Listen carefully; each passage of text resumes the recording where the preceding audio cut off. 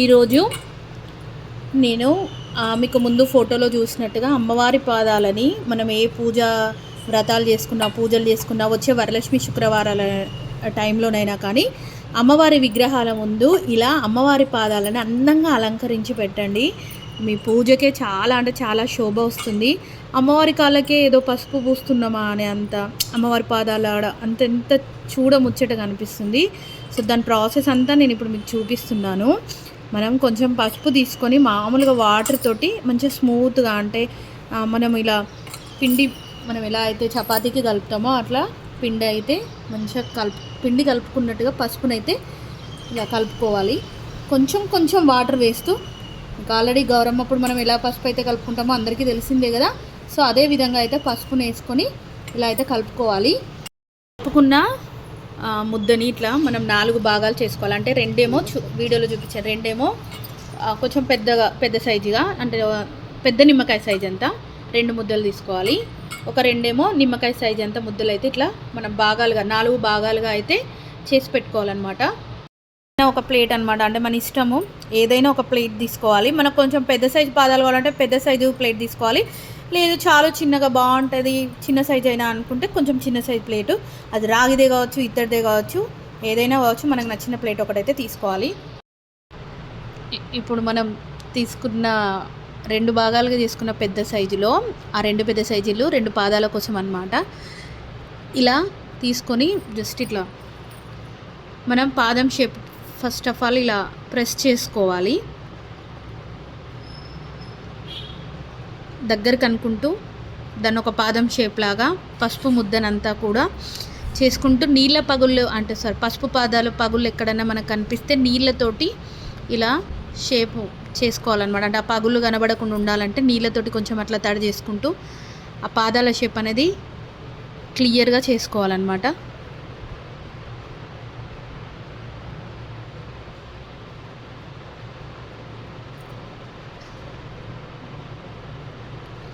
అక్కడ కర్వ్ రావడానికి పాదాల షేప్ రావడానికి ఒకసారి అట్లా ఒక స్క్వేర్ షేప్ లాగా వచ్చింది కదా. సో ఇది పాదం షేప్ రావాలంటే అక్కడ మధ్యలో ఆ పాదంకి ఇటు సైడ్ ఎలా చేసామో ఈ పాదంకి కూడా అక్కడ కొంచెం నొక్కినట్టు లోపలికి అనేస్తే మనకి పాదం షేప్ వస్తుంది. నీళ్ళ తడి పెట్టుకుంటూ మనం అనేది పాదం షేప్ అయితే తీసుకోవాలని రావాల్సి ఉంటుంది. క్లియర్గా అంతా నీళ్ళ తడి పెట్టుకుంటూ సమానంగా అనుకోవాలి.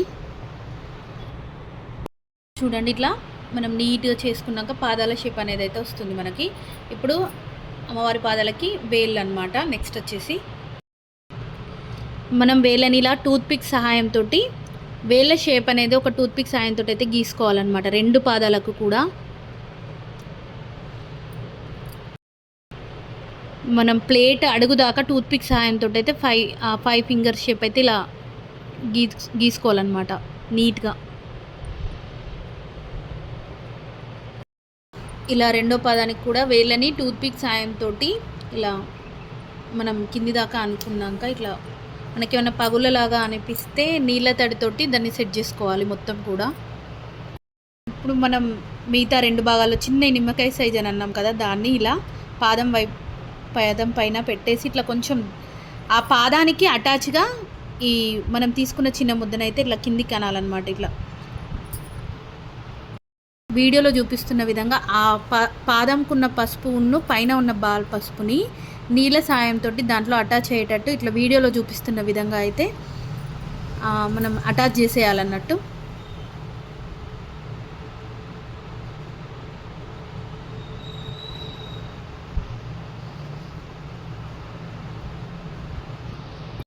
మంచిగా నీళ్ళ తోటి మనకి ఎక్కడైనా పగుళ్ళు లాగా అనిపించినా ఏదన్నా అట్లా అనిపిస్తే ఇట్లా నీళ్ళ తడితోటి దాన్ని సరి సమానంగా ఇలా చేసుకోవాలన్నమాట. అంటే నీట్గా చెదునుగా చేసుకోవాలన్నమాట. చూడండి ఇట్లా మంచిగా నీట్గా చేసుకున్నాక 5 వేళ్ళు ప్లస్ ఇది పాదము పైన మనకు పట్టీలు పెట్టుకోవడానికైనా అమ్మవారి పాదాలని అందంగా అలంకరించడానికి ఇలా అయితే రెడీ అయిపోయినాయి మనకు పసుపు పాదాలు. తర్వాత నెక్స్ట్ పారాని, అమ్మవారి పాదాలకి పారాని పెడితే ఎంత బాగుంటుందో కదా. సో నేనైతే ఇక్కడ కుంకుమలో వాటర్ కలిపైతే పారానిలాగా రెడీ చేసేసుకొని పారాని అయితే చేస్తున్నాను. పారాని పెడుతున్నాను అమ్మవారికి. ఇట్లా మన దూది ఉంటుంది కదా బడ్, ఆ బడ్ సహాయంతో అయితే మంచిగా ఇలా పారాని అయితే పెట్టడం జరుగుతుంది ఇక్కడ. మన ఇంట్లో ఏ వ్రతాలకైనా ఏ పూజలకైనా కూడా ఇట్లా అమ్మవారి పాదాలను కూడా చేసి ఆ పూజా మందిరంలో పెట్టండి. ఆ పూజకి చాలా అందాన్ని ఆకర్షణీయంగా ఇలా మంచిగా కనిపిస్తుంది అనమాట. ఇంకా మీకు మొత్తం రెడీ అయితే లుక్ వేరే ఉంటుంది అసలు. పారాని ప్రజెంట్ అవైలబుల్గా లేక ఇలా కుంకుమలో వాటర్ అయితే కలిపి పెడుతున్నాను, కానీ పారాని అయితే ఇంకా అందంగా కనబడుతుంది. ఇంకో విషయం ఏంటంటే ఇట్లా పసుపులో మైదా కూడా కలిపి మనము ఎలా అంటే అలా పాదాలు మనకి అంటే ఎట్లా మనకి మలవాలంటే అట్లా మలుస్తారు మైదా కలిపితే ఇందులో ఒకవేళ. కానీ సో నేను అమ్మవారికి చేసే పాదాలలో మైదా అనేది ఎందుకో నాకు నిమజ్జనం చేసేటప్పుడు అయితే మనం జనరల్గా వినాయకుని కంటే చేస్తాము, కానీ ఇది మన ఇంట్లో కూడా వాడుకుంటాం కాబట్టి పసుపుని అలా మైదా కలపలేక ఇలా జనరల్గానైతే పసుపుతోటే ప్యూర్గా చేస్తున్నాను అనమాట.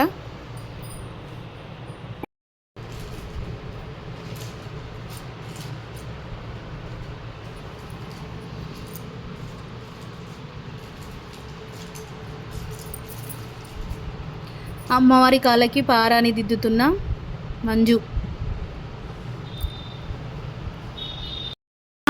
ఇలా లేస్ అనేది ఒకటి ఉంటుంది కదా, అంటే స్టోన్స్ మోడల్కి వీటిని పట్టీలుగా మంచిగా అలంకరిద్దాం.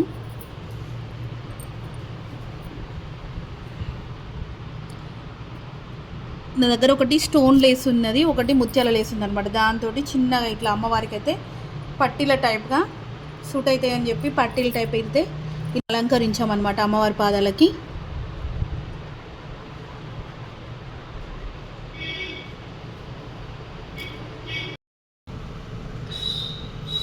పట్టీలు అయితే పెట్టేసాము.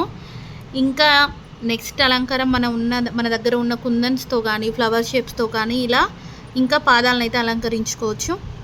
నా దగ్గర ఏ కలర్ అది ఇలా గ్రీన్ కలర్ ఈ 2 కుందన్స్ అయితే ఉన్నాయి. సో అవి అయితే పైన ఇలా బాగుంటుందని చెప్పేసి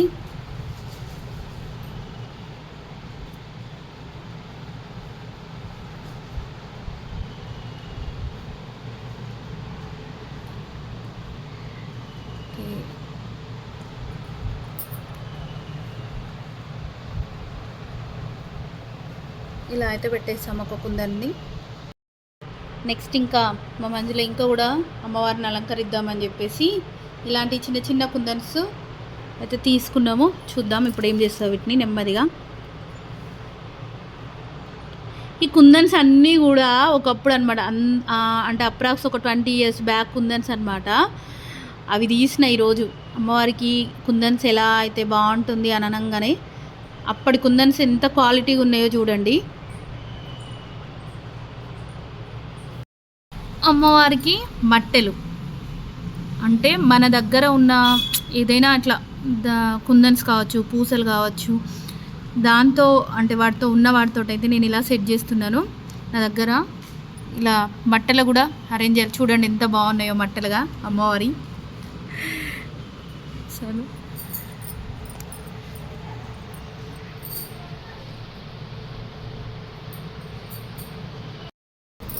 చూడండి అమ్మవారి పాదాలు ఎంత బాగున్నాయో.